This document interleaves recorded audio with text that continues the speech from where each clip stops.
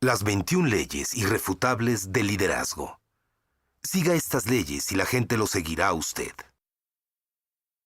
Durante un receso en una de las conferencias donde estaba enseñando las 21 leyes, un estudiante universitario se me acercó y me dijo: sé que está enseñando las 21 leyes de liderazgo, pero quiero saber qué es lo más importante.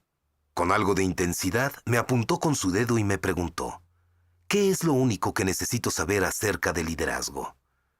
Intentando emular intensidad, le apunté con mi dedo y le respondí: lo único que necesitas saber acerca del liderazgo es que hay más de una sola cosa que se necesita saber acerca del liderazgo.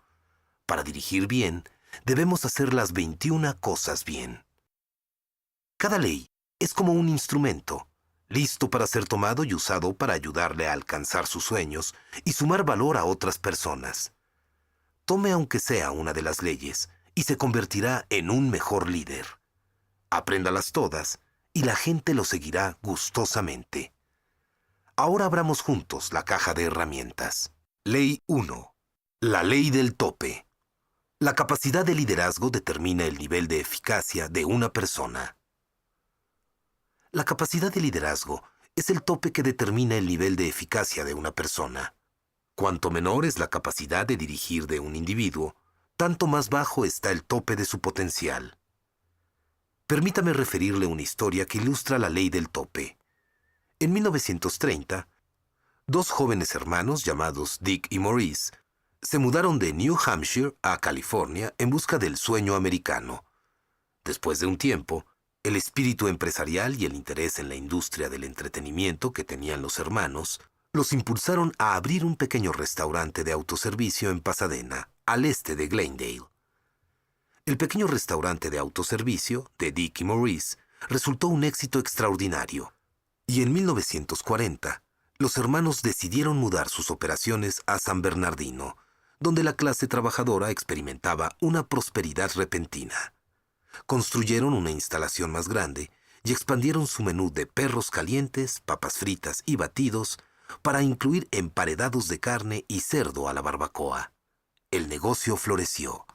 Las ventas anuales llegaron a los 200,000 y cada hermano recibía una ganancia de $50,000 cada año, suma que los colocó en la élite económica de la ciudad. A mediados del decenio de los 50, el ingreso anual llegó a $350,000 y ya para entonces, Dick y Maurice recibían cada uno una ganancia anual de $100,000. ¿Quiénes eran estos dos hermanos? En aquellos días, usted hubiese podido conocerlos si hubiera llegado en su auto al pequeño restaurante que tenían en la esquina de la calle 14 y la calle E, en San Bernardino. Al frente del pequeño edificio octagonal, colgaba un letrero de neón que simplemente decía McDonald's Hamburgers. Dick y Maurice McDonald habían ganado el premio gordo norteamericano, y el resto, como se dice, es historia, ¿no es cierto? Incorrecto. Los McDonald no llegaron más lejos porque su débil liderazgo puso un tope a su capacidad de triunfo. No tenían el liderazgo necesario para aplicar la idea en forma eficaz. Dick y Maurice eran buenos propietarios de restaurantes. Sabían cómo dirigir un negocio, crear sistemas eficientes, reducir costos y aumentar las ganancias. Eran gerentes eficientes, pero no eran líderes. Sus patrones de pensamiento pusieron un tope a lo que hubieran podido hacer y llegar a ser. En la cumbre de su éxito, Dick y Maurice se hallaban exactamente contra la ley del tope. En 1954, los hermanos cerraron un trato con un hombre llamado Ray Kroc, quien sí era un líder. Kroc había estado dirigiendo una pequeña compañía que él mismo había fundado, dedicada a la venta de máquinas para hacer batidos. Él conocía a los McDonald. El restaurante de estos era uno de sus mejores clientes. Tan pronto visitó el negocio, tuvo la visión de su gran potencial. Pudo ver en su mente al restaurante en toda la nación, en cientos de mercados.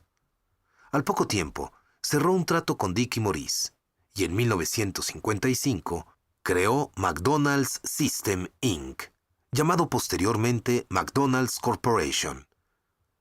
Entre 1955 y 1959, Kroc tuvo éxito en la apertura de 100 restaurantes.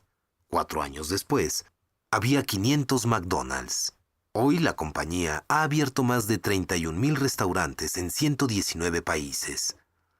La capacidad de liderazgo, o más específicamente, la falta de capacidad de liderazgo, fue el tope de la eficacia de los hermanos McDonald. Creo que el éxito está al alcance de casi todo el mundo. Pero también creo que el éxito personal sin capacidad de liderazgo solo produce una eficacia limitada. El impacto de una persona representa solo una fracción de lo que podría ser si ésta tuviese un buen liderazgo. Cuanto más alto desee escalar, tanto más necesitará el liderazgo. Cuanto más alto sea el impacto que desee causar, tanto mayor influencia necesitará. Lo que alcance estará restringido por su capacidad de dirigir a otros. La capacidad de liderazgo siempre es el tope de la eficacia personal y de la organización. Si el liderazgo es fuerte, el tope es alto, pero si no lo es, entonces la organización está limitada. Por eso, en momentos de dificultad, obviamente las organizaciones buscan un nuevo liderazgo.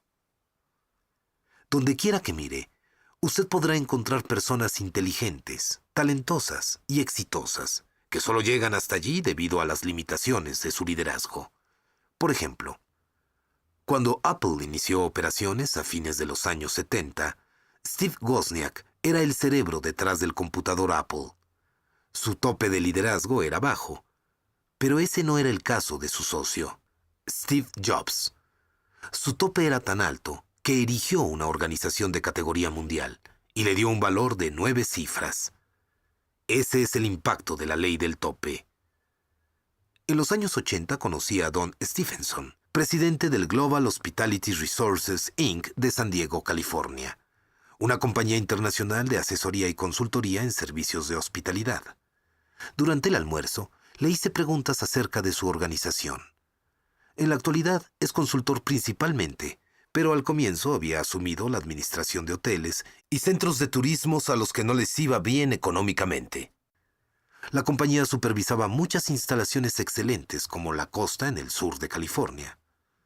Don dijo que cuando ellos asumían la administración de una organización, siempre comenzaban haciendo 2 cosas. Primero, capacitaban a todo el personal para mejorar su nivel de servicio a los clientes. Y segundo, despedían al líder. Cuando él me dijo eso, al principio me sorprendí. ¿Siempre lo despiden?, pregunté. ¿Todas las veces? Sí, todas las veces, dijo él. ¿No hablan primero con la persona para ver si es un buen líder?, dije yo. No, respondió él. Si fuera un buen líder, la organización no estuviera en el caos en que está. Yo pensé, por supuesto, es la ley del tope.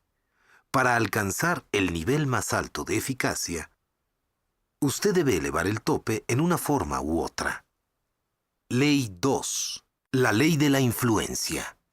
La verdadera medida de liderazgo es la influencia. Nada más, nada menos. ¿Cómo son los líderes?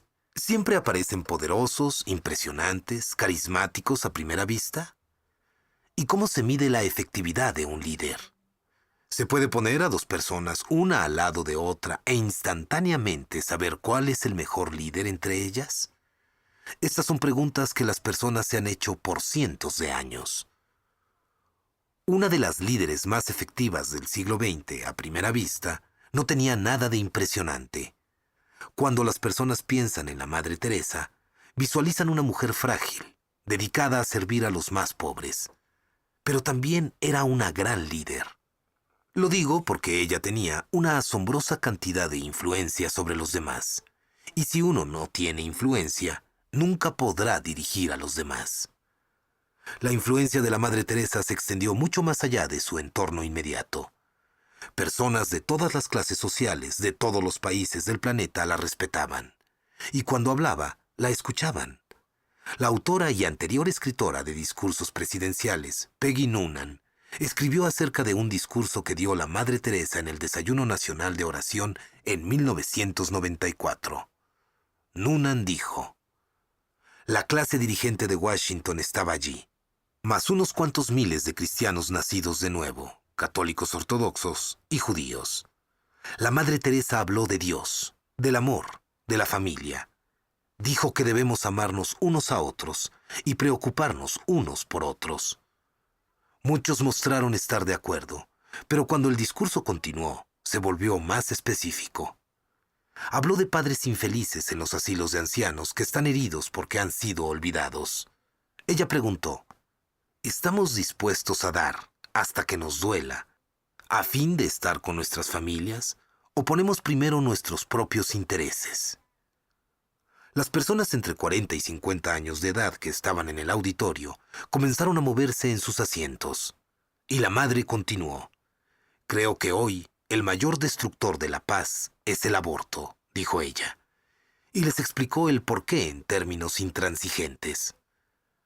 Por unos 3 segundos hubo silencio. Luego los aplausos llenaron el auditorio. No todos aplaudieron. El presidente Clinton y la primera dama, el vicepresidente Gore y su esposa, parecían estatuas de cera del Museo Madame Tussauds sin mover un solo músculo.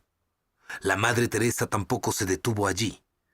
Cuando hubo terminado, casi todos los concurrentes habían sido ofendidos. Si casi cualquier otra persona del mundo hubiese hecho esas declaraciones, las reacciones del público hubieran sido abiertamente hostiles. La gente habría abucheado, insultado o salido de la sala intempestivamente.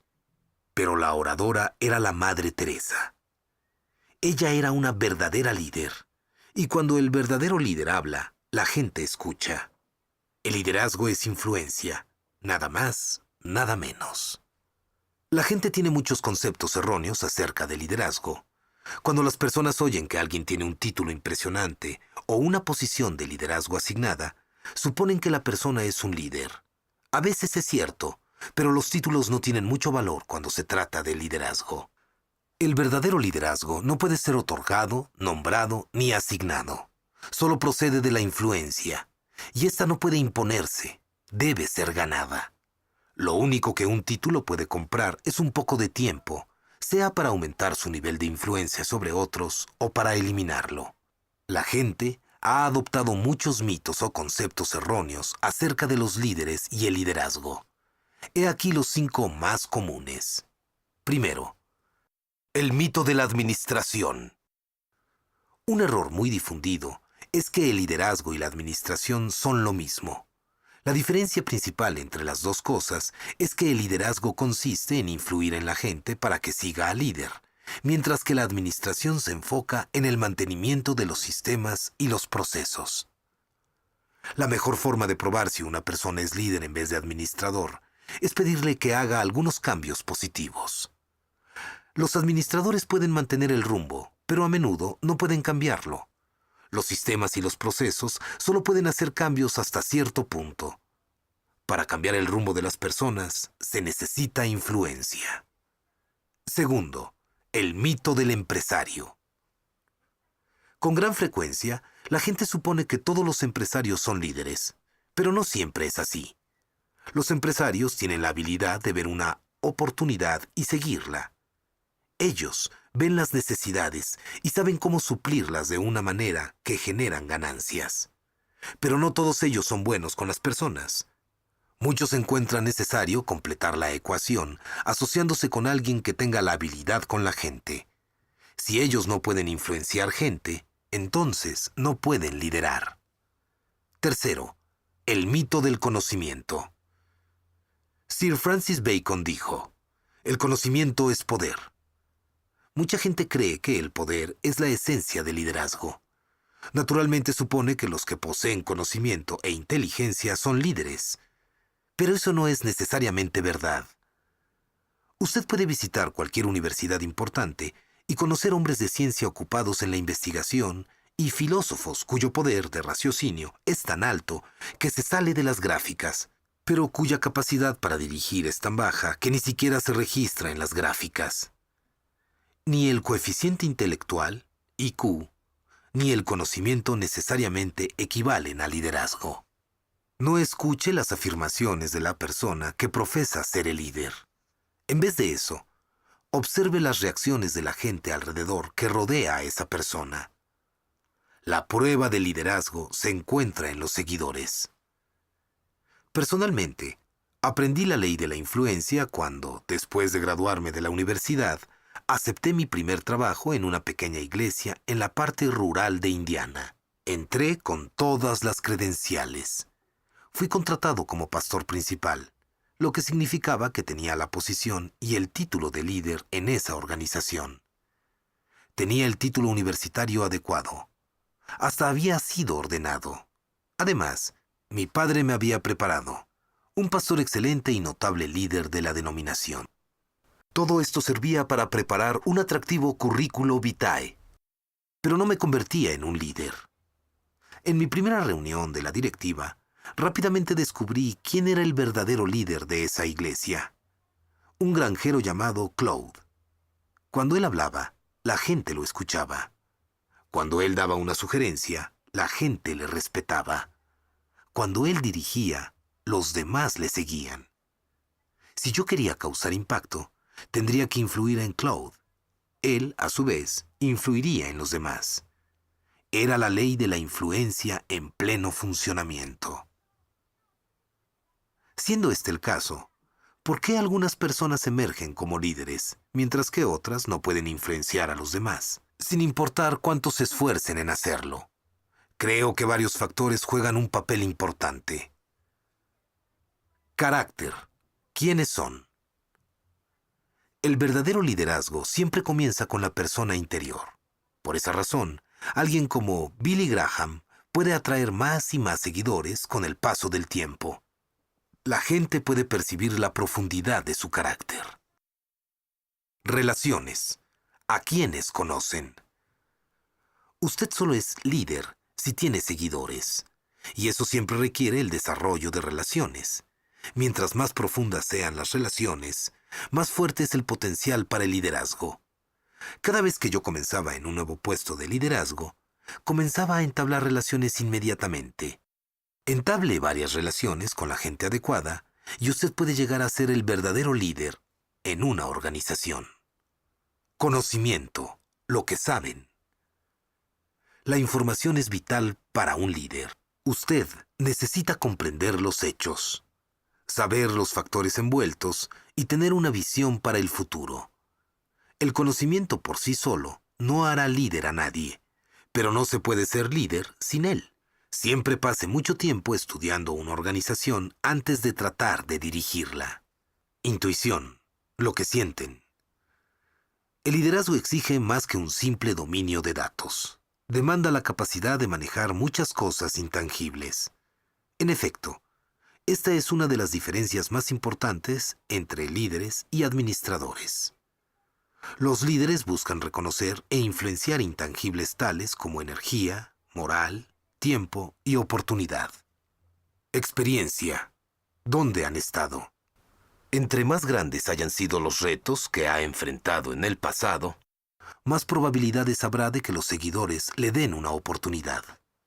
La experiencia no garantiza la credibilidad, pero motiva a las personas a darle una oportunidad de probar que es capaz. Éxitos pasados, lo que han hecho. Nada convence mejor a los seguidores que un buen historial. Capacidad, lo que pueden hacer. Lo básico para los seguidores es lo que el líder sea capaz de hacer. Ellos quieren saber si esa persona los puede llevar al éxito. Definitivamente, esa es la razón principal por la que la gente lo escuchará y lo reconocerá como su líder. Tan pronto dejen de creer en usted, dejarán de escucharlo. Este es mi proverbio favorito acerca de liderazgo. El que se cree líder y no tiene seguidores, solo está dando un paseo. Si usted no puede influir en otros, estos no lo seguirán. Y si ellos no lo siguen, usted no es un líder. Esa es la ley de la influencia. Ley 3. La ley del proceso. El liderazgo se desarrolla diariamente, no en un día. Ann Shaver tenía 101 años cuando murió en enero de 1995. Durante muchos años vivió en un pequeño y descuidado cuarto alquilado en la ciudad de Manhattan. La pintura de las paredes se estaba pelando y los viejos libreros se encontraban cubiertos de polvo. El alquiler mensual era de $400. La señora Shaver vivía del seguro social y de una pequeña pensión mensual que comenzó a recibir en 1943, al jubilarse de su cargo de auditora en el Ministerio de Hacienda. No le había ido bien en este lugar. Para ser más específico, la agencia no había obrado bien con ella. A pesar de tener un título en Derecho y de hacer un trabajo excelente, nunca fue ascendida. Y al jubilarse a la edad de 51, solo estaba ganando $3,150 al año. Ann Shaver era una modelo del ahorro. No gastaba dinero en sí misma. No compraba muebles nuevos aunque los que tenía se le desgastaran. Ni siquiera se suscribió a un periódico. Una vez a la semana, iba a la biblioteca pública a leer el Wall Street Journal. Imagine la sorpresa de Norman Lamb, el rector de Yeshiva University en la ciudad de Nueva York, cuando descubrió que Ann Shaver, una ancianita de la que nunca había oído hablar y que nunca asistió a Yeshiva, dejó casi todas sus propiedades a la universidad. Cuando vi el testamento, fue algo increíble, algo llovido del cielo en forma tan inesperada, dijo Lamb. Esa mujer se ha convertido en una leyenda de la noche a la mañana. La herencia que Ann Shaver dejó a Yeshiva University valía $22 millones. ¿Cómo pudo una solterona que había estado jubilada durante 50 años amasar una fortuna de 8 cifras? Esta es la respuesta. Al momento de jubilarse del Ministerio de Hacienda en 1943, Ann Shaver había podido ahorrar $5,000. Invirtió este dinero en acciones. En 1950 había obtenido suficientes ganancias para comprar 1,000 acciones de la Schering Plough Corporation, que tenían en ese tiempo un valor de $10,000. Y ella continuó con esas acciones, dejando que adquirieran más valor.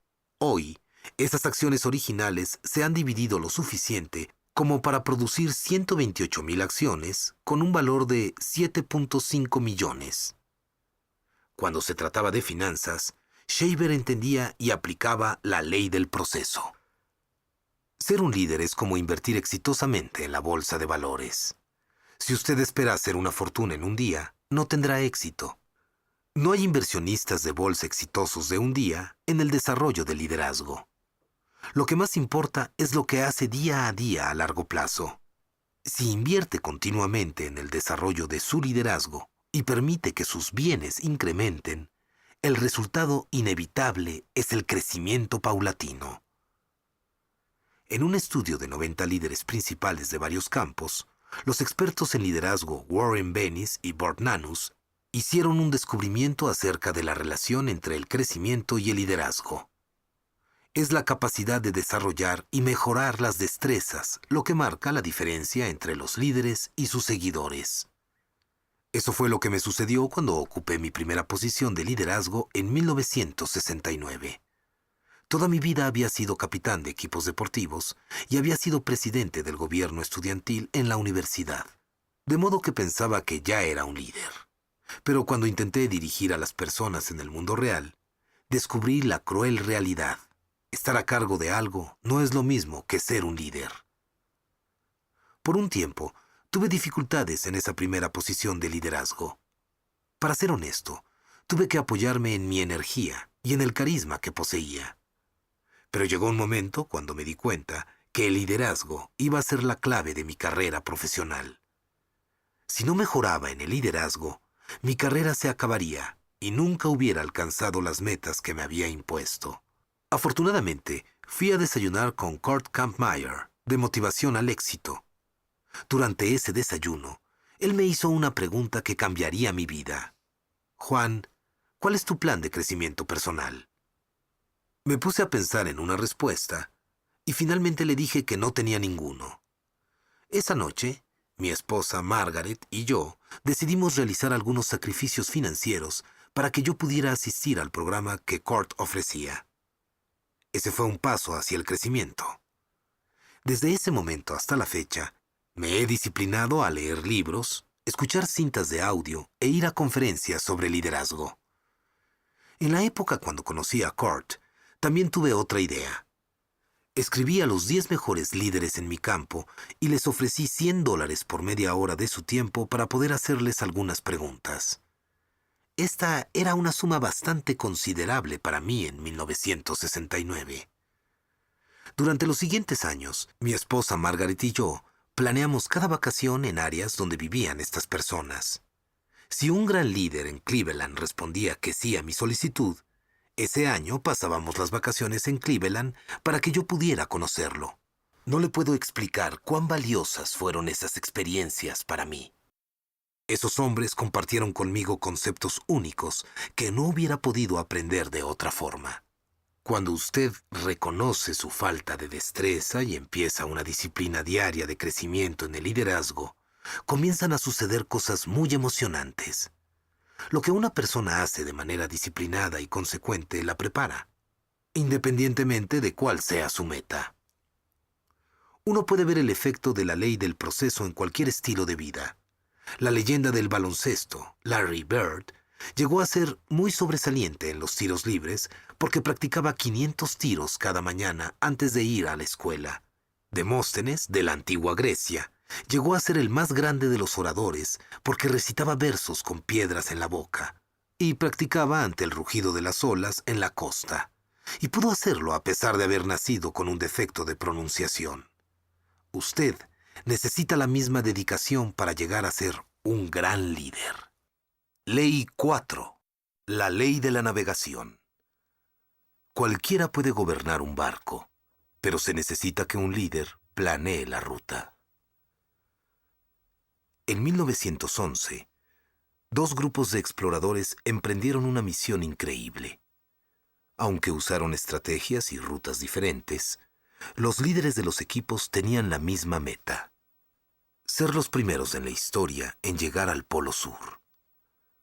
La historia de estos grupos son ilustraciones de vida o muerte de la ley de la navegación.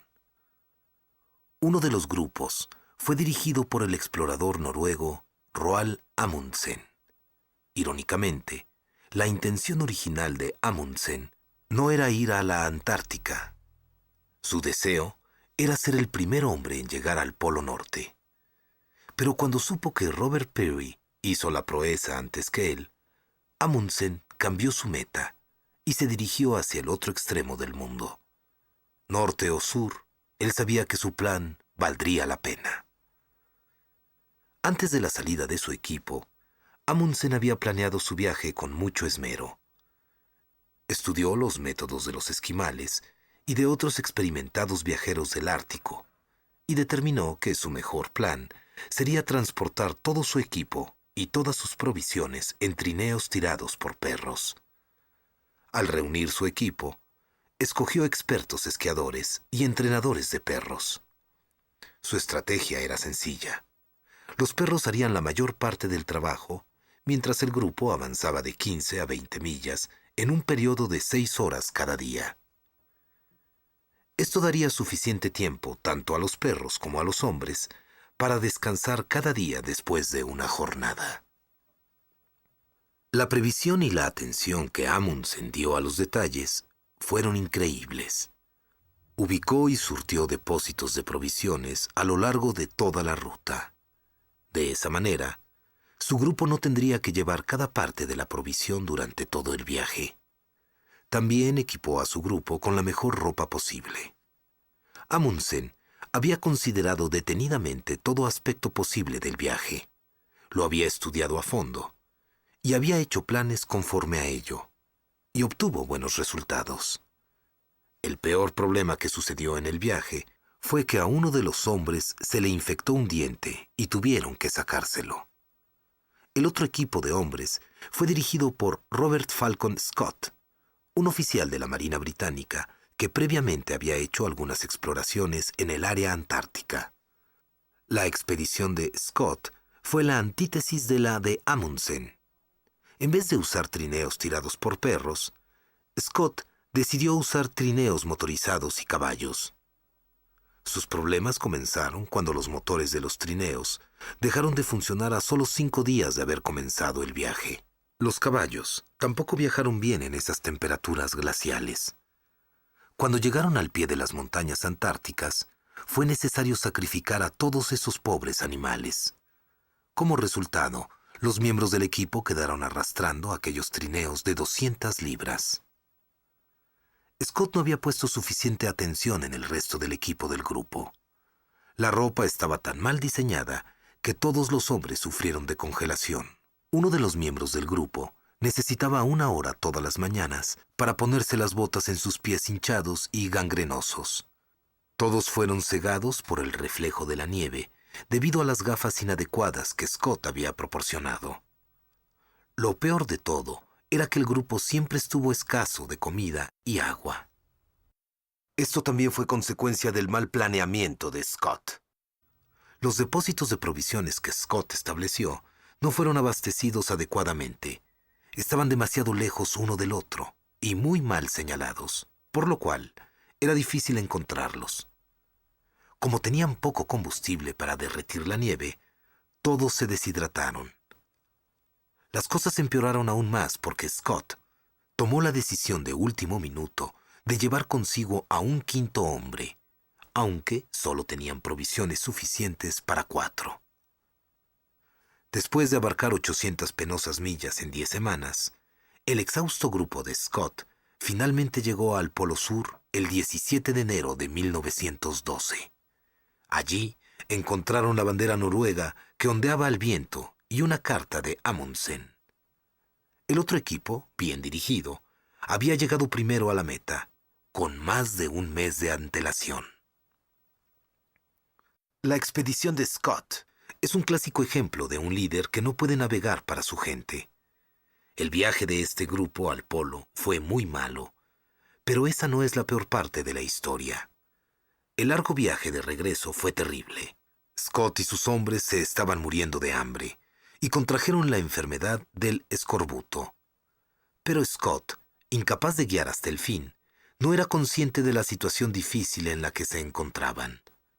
Estaban contra el tiempo y tenían muy pocos alimentos, y sin embargo, insistió en recolectar 30 libras de muestras geológicas para llevar de regreso. Más peso que aquellos hombres, ya exhaustos, iban a tener que cargar. El progreso del grupo era cada vez más lento. Uno de los hombres sucumbió inconsciente por falta de dormir y murió. Otro, Lawrence Oates, se encontraba muy mal.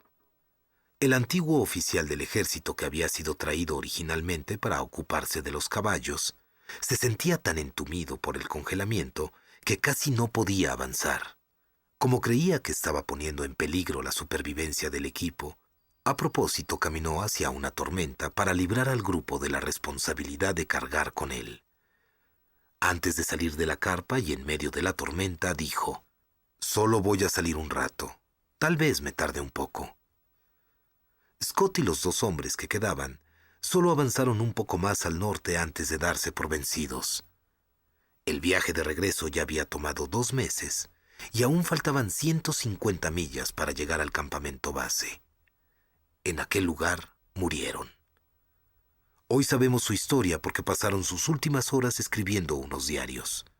Algunas de las últimas palabras de Scott fueron: «Moriremos como caballeros».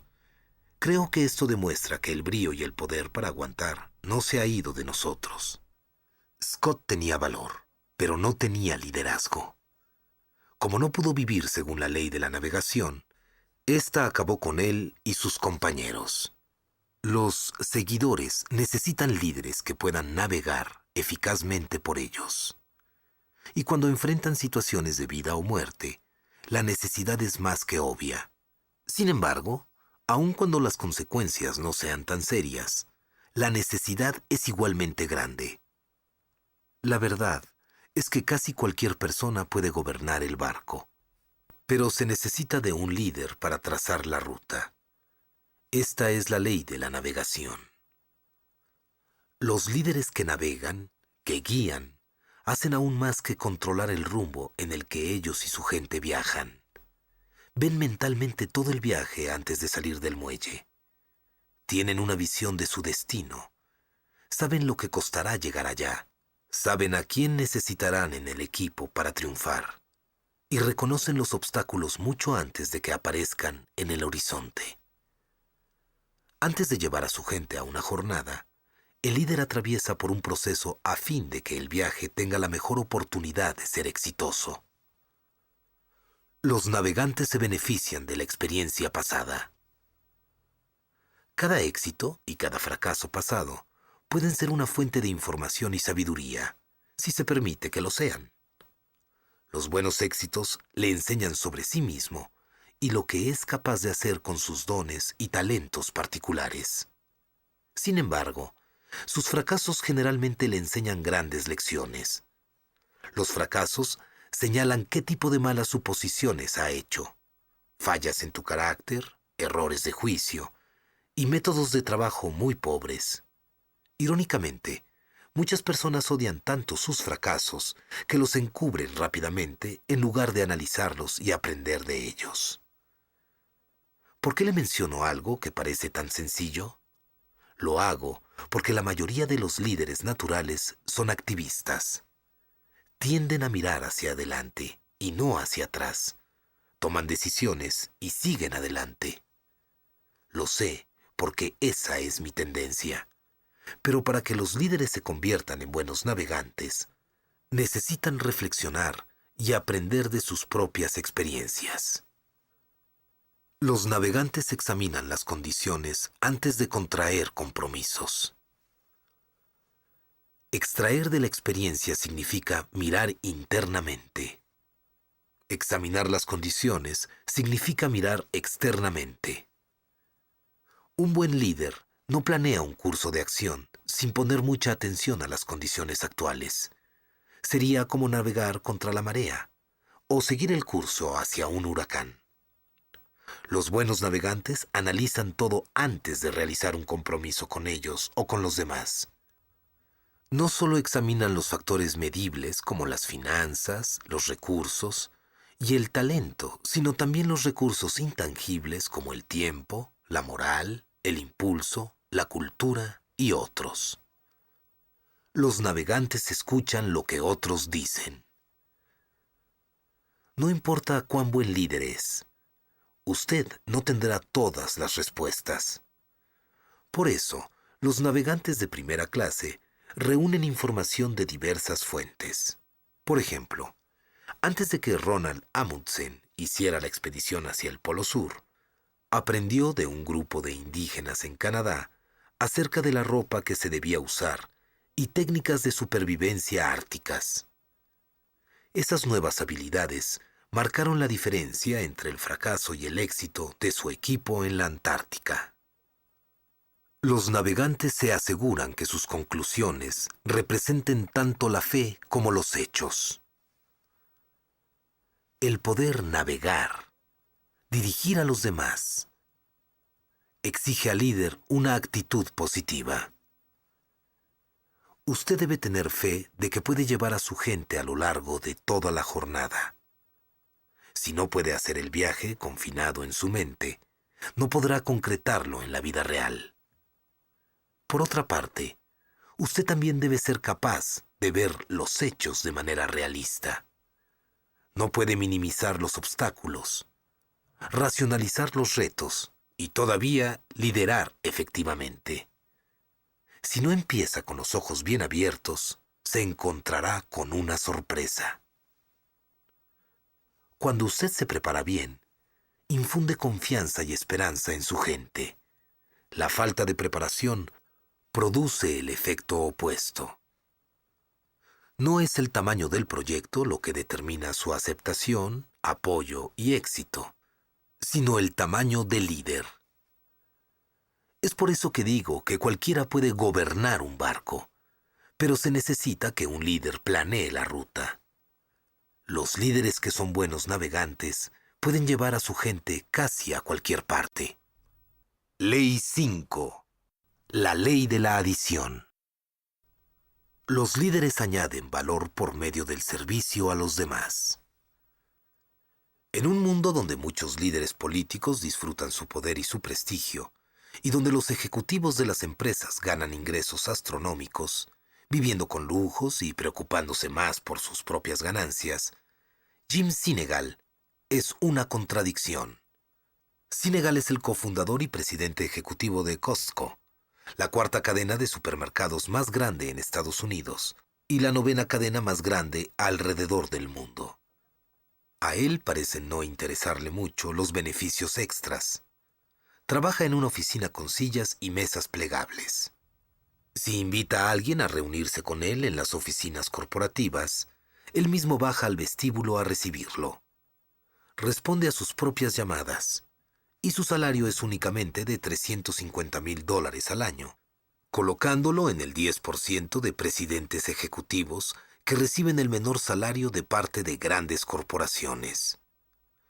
Los expertos en el mercado ponen mucha atención a la fórmula exitosa de Sinegal: ofrecer una cantidad limitada de artículos, apoyarse en ventas de alto volumen, mantener los costos lo más bajo posible y no gastar dinero en publicidad. Pero hay algo que los separa de aquellos competidores que emplean estrategias similares: la forma en que trata a sus empleados. Él cree en pagarles a los empleados bien y ofrecerles un buen paquete de beneficios. Los empleados de Costco reciben un 42% más de ganancias que sus rivales. Además, los empleados de Costco pagan solo una fracción del promedio nacional por beneficios médicos. Sinegal cree que si uno les paga bien a las personas, va a obtener buenas personas y una gran productividad. Además de eso, obtiene lealtad de los empleados. Costco es la compañía que tiene menos empleados abandonando sus posiciones en el campo de las ventas de supermercados. Además, el estilo de liderazgo de Sinegal de añadir valor no acaba con la compensación de los empleados. Él les demuestra a sus empleados que se preocupa por ellos. Mantiene una política de puertas abiertas con todos ellos. Utiliza un gafete como los demás empleados y los conoce por sus nombres personales. Además, se asegura de visitar cada tienda de Costco al menos una vez al año. Ningún gerente o parte del personal de algún negocio se siente bien si el jefe no se interesa lo suficiente como para venir a verlos, dice Sinegal. Y cuando él se aparece, su personal disfruta verlo. Los empleados saben que quiero saludarlos porque los aprecio. Sinegal camina siempre una milla extra para demostrarle a su gente que él los aprecia. Sinegal una vez viajó desde Texas hasta San Francisco cuando supo que un ejecutivo de Costco fue hospitalizado de emergencia. Algo que no sorprendió al ejecutivo, ya que esa es la forma en que Sinegal siempre dirige. En cuanto se trata de liderazgo, Sinegal está más enfocado en añadir valor a las personas mediante el servicio que en servirse a sí mismo o hacerse rico con un salario exorbitante. Él vive de acuerdo a la ley de la adición. Lo que pasa es que pienso que si uno va a intentar dirigir una organización consciente de los costos, no puede tener esas discrepancias. Tener un individuo que está ganando 100, 200 o 300 veces más que el empleado promedio que está trabajando en el edificio no es algo correcto. Sinegal lo sintetiza de esta manera: esto no es algo altruista. Esto es hacer los negocios de una manera justa. Él podría decir que eso es también un buen liderazgo. Muchas personas ven el liderazgo de la misma forma en que ven el éxito, tratando de llegar lo más lejos posible, de escalar y lograr la mayor posición debido a su talento. Pero en contraste con el pensamiento convencional, yo creo que lo más importante en el liderazgo no es qué tan lejos avancemos, sino qué tan lejos ayudemos a los demás a avanzar. Esto se logra sirviendo a los demás y añadiéndoles valor a sus vidas. La interacción entre los líderes y los seguidores es una relación, y todas las relaciones añaden o sustraen algo de la vida de una persona. Si usted es un líder, está teniendo un impacto positivo o negativo en las personas que dirige. ¿Cómo lo puede saber? Por medio de una pregunta vital. ¿Está usted mejorando las cosas para las personas que lo siguen? Si no puede responder afirmativamente a esta pregunta, ni dar evidencia que lo respalde, entonces es alguien que resta valor de los demás. Aquellos que quitan o disminuyen valor a las personas, con frecuencia no se dan cuenta de qué están sustrayendo de los demás. Yo diría que el 90% de las personas que sustraen de los demás no lo hacen de manera intencional. No se dan cuenta de su impacto negativo en los demás. Y cuando un líder es el que resta en vez de sumar valor y no cambia su manera de hacer las cosas, no pasará mucho tiempo antes de que su impacto en los demás pase de sustraer a dividir. En contraste, 90% de las personas que añaden valor a los demás lo hacen de manera intencional. ¿Por qué lo digo? Porque los humanos por naturaleza somos egoístas. Yo soy egoísta.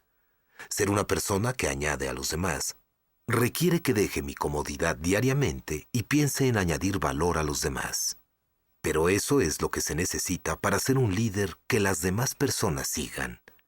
Si lo hace, no solamente empezará a darle valor a los demás, sino también a multiplicar ese valor. Las personas que marcan las diferencias más grandes parecen entender esto.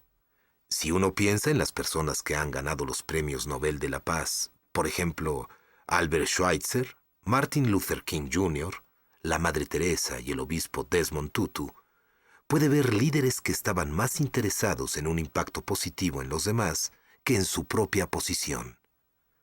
Si lee sus escritos o estudia sus trayectorias, se nota que deseaban mejorar las cosas para los demás y querían añadirle valor a sus vidas. Su meta no era recibir un premio Nobel. Ellos deseaban involucrarse en un servicio noble para sus compañeros, los seres humanos. Los aspectos específicos dependen de la visión, equipo de trabajo y la organización, pero la intención siempre es la misma: añadir valor. Cuando usted les añade valor a las personas, las está elevando, ayudándoles a avanzar, haciéndoles parte de algo más grande que ellos mismos y apoyándolos para que sean lo que ellos fueron diseñados a ser. Por lo general, su líder es la única persona que puede ayudarles a hacer esas cosas. Darryl Hatley Leonard, presidente pensionado de la junta directiva de la Corporación de los Hoteles Hyatt, y que actualmente es presidente y ejecutivo oficial de Production Group International, dice: cuando una persona entra en una posición de autoridad, cede su derecho de abusar de las personas. Creo que es cierto. Pero ese es solamente el principio de un buen liderazgo. Los líderes eficaces no solo dejan de dañar a los demás, sino que intencionalmente les ayudan. Para hacer eso, ellos deben valorar a las personas y demostrarles que las aprecian de tal forma que lo sepan sus seguidores. Todo este asunto de añadir valor a los demás depende de la idea de que uno tenga algo de valor para dar. No puede dar lo que no posee. ¿Qué es lo que usted puede dar a los demás? ¿Puede enseñarles alguna habilidad? ¿Puede darles alguna oportunidad?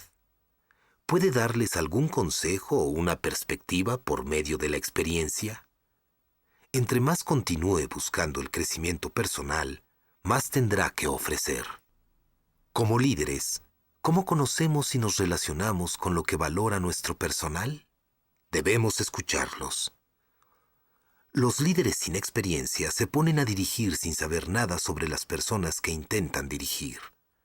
Por el contrario, los líderes maduros escuchan, aprenden y luego dirigen.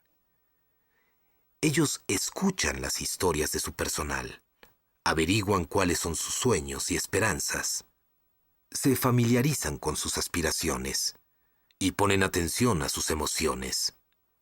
Sabiendo esto, aprenden de su gente, descubren lo que es valioso para ellos y luego dirigen basados en lo que han aprendido. Cuando hacen eso, todos ganan: la organización, el líder y los seguidores. Yo creo que Dios no solo quiere que tratemos a las personas con respeto, sino que también nos acerquemos a ellas y les sirvamos. Cuando mudé mis compañías y mi familia a Atlanta en 1997, no pasó mucho tiempo antes de que recibiera una llamada de Dan Cathy, presidente de Chick-fil-A, la cadena privada nacional de restaurantes.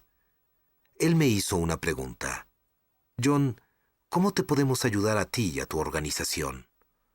Lo que descubrí al ir conociendo a Dan, a Truett Cathy, su padre y fundador de Chick-fil-A, y a su organización, es que la actitud de servicio permea todo lo que hacen.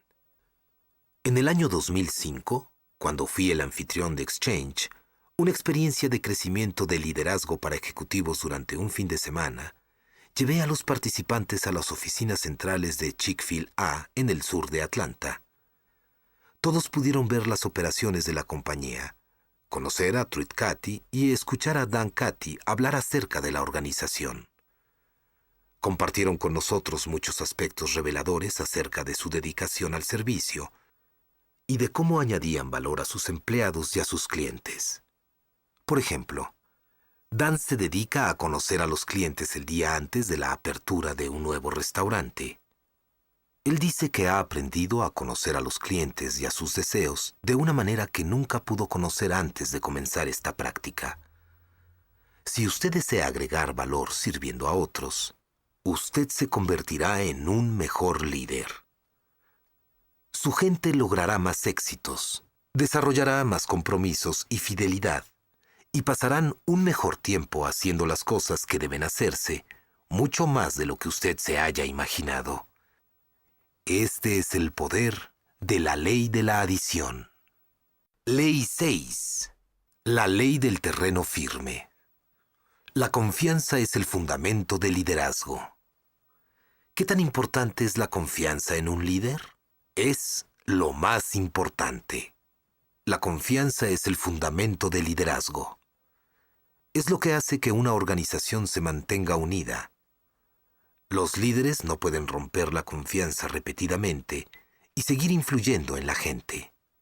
Simplemente no sucede así. Como nación, hemos visto la forma en la que la confianza en nuestros líderes ha subido y bajado durante las últimas décadas. Watergate fue un golpe muy fuerte en la confianza de los estadounidenses en el liderazgo. La confianza en el presidente Richard Nixon era tan baja que no le quedó otra opción que renunciar. Había perdido su habilidad de influir en las personas. Bill Clinton era un líder muy talentoso, pero la duda acerca de la confianza minó su liderazgo. Los escándalos corporativos de los 90 sacudieron la confianza de las personas en el liderazgo de los negocios. Los informes sobre acoso sexual en las academias militares minaron la confianza en el liderazgo de los servicios armados, y los incidentes de abusos en la Iglesia Católica desilusionaron a muchos acerca de su liderazgo. Los líderes no pueden perder la confianza y continuar influyendo en los demás. La confianza es el fundamento del liderazgo. Esa es la ley del terreno firme. La confianza es como cambio en el bolsillo de un líder. Cada vez que toma una buena decisión como líder, obtiene cambio que guarda en su bolsillo. Cada vez que toma una mala decisión, debe pagar a su gente parte de ese cambio. Cada líder lleva cierta cantidad de cambio en su bolsillo cuando comienza una nueva posición de liderazgo. Desde ese momento, o acumula cambio o lo paga. Si toma malas decisiones, seguirá pagando. Entonces un día, después de tomar una última mala decisión, mete su mano en su bolsillo y se da cuenta de que no le queda más cambio. No importa si el error haya sido garrafal o pequeño. A este momento ya es muy tarde. Cuando se le acaba el cambio, su liderazgo termina. En cambio, un líder que toma buenas decisiones y se mantiene registrando victorias para su organización acumula cambio. Y aunque cometa un error garrafal, sigue teniendo mucho cambio. ¿Cómo construye el líder la confianza? Dando un ejemplo consistente de capacidad, comunicación y carácter. La gente va a perdonar errores ocasionales basados en su habilidad, especialmente si ellos pueden ver que usted todavía está creciendo. Ellos le darán algún tiempo para adaptarse. pero no confiarán a alguien que tiene un defecto de carácter. En esta área, aún errores ocasionales pueden ser fatales. En cualquier momento que usted sea un líder, es como si ellos aceptaran hacer un viaje con usted. La manera en que ese viaje va a terminar está predicha por su carácter. Con un buen carácter, lo largo que sea el viaje, parecerá aún mejor.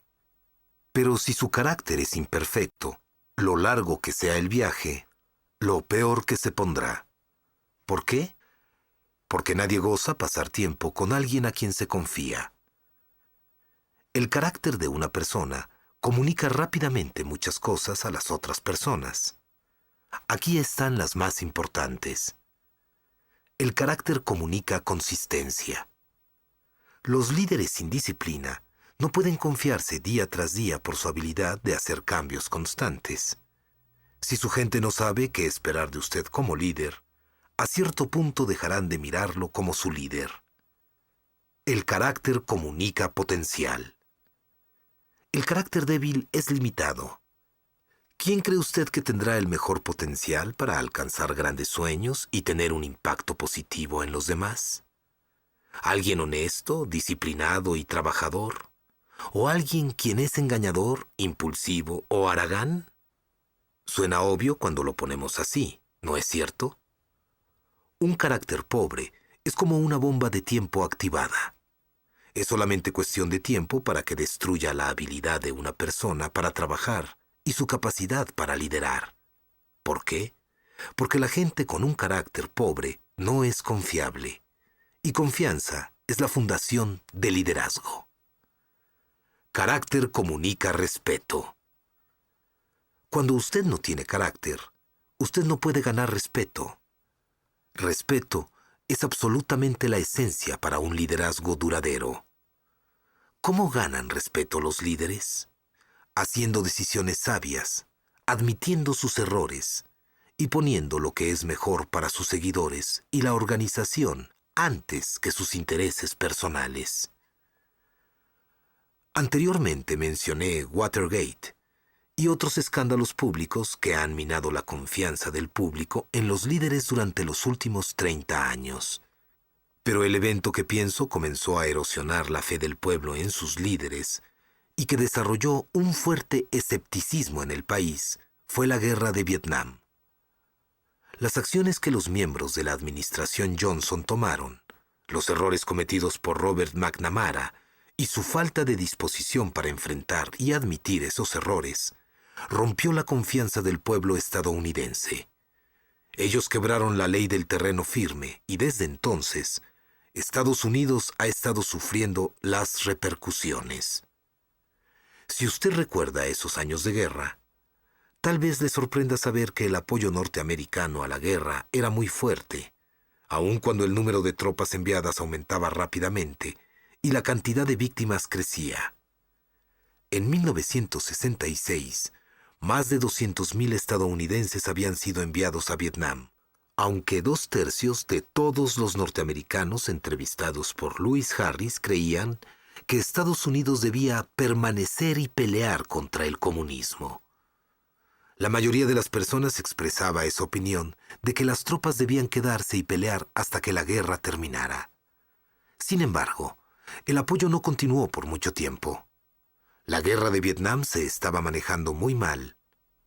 Lo peor fue que nuestros líderes siguieron la guerra aún después de darse cuenta de que no podíamos ganarla. Pero el peor error de todos fue que McNamara y el presidente Johnson no fueron honestos con el pueblo estadounidense. Y porque la confianza es el fundamento del liderazgo, finalmente destruyeron el liderazgo de la administración.